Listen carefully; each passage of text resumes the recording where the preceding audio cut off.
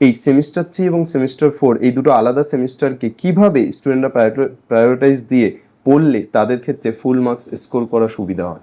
Semester 3 অবধি specifically এমসিকিউর উপর খুব গুরুত্ব দিয়ে করতে হবে, এমসিকিউ প্র্যাকটিস করতে হবে যত রকম অ্যাঙ্গেলে হতে পারে। কারণ স্পেশালি যদি বাংলার জন্য বলি, যে বাংলা সাহিত্যের ইতিহাস বইটা আছে, ওখানে এমসিকিউ যেখান থেকে যা খুশি রকম আসতে পারে।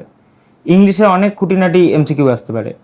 ফিজিক্স কেমিস্ট্রিতে অতটা অসুবিধা না হলেও ম্যাথসে টাইম ম্যানেজমেন্টটা খুব অসুবিধা হতে পারে, ইম্পর্টেন্ট। তো ওই থার্ড সেমিস্টারে আগে অবধি সেমিস্টার 4-এ কী হবে এইটা না ভাবাই আমার মনে হয় বুদ্ধিমানের কাজ হবে। কিন্তু সেমিস্টার 3-তে যেই শেষ হয়ে যাবে তারপর থেকে একটু একটু করে দিনে 15-20 মিনিট করে শুরু করে আস্তে আস্তে বাড়িয়ে নভেম্বর মাস আস্তে আস্তে ওটাকে 1 ঘন্টা করা, ডিসেম্বর মাসে শেষ হতে হতে ওটাকে 1.5 ঘন্টা করা, দিয়ে ফাইনালি পরীক্ষার কয়েকদিন আগে, পরীক্ষার থেকে 3 সপ্তাহ আগে ফুল পেপার লিখে 2 ঘন্টায় শেষ করতে পারছি কিনা এটা চেক করা। একেবারেই